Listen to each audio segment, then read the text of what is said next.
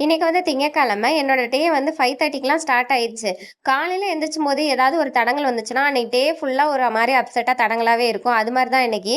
காலையில எந்திரிச்சு காஃபி குடிக்கலன்னு சொல்லிட்டு ப்ரூவ கொட்டுனா, ப்ரூ ஃபுல்லா கட்டியாகி போச்சு.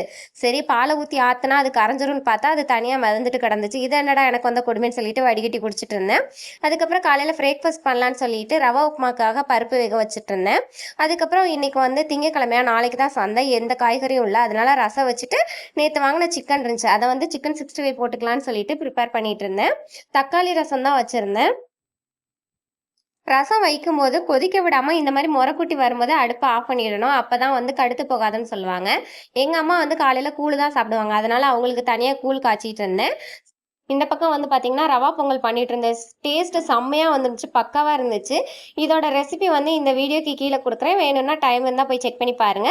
மத்தியானத்துக்கு கொஞ்சமா சிக்கன் 65 போட்டுட்டு ஆஃபீஸ் கிளம்பிட்டு வீடியோ பிடிச்சா லைக் பண்ணுங்க.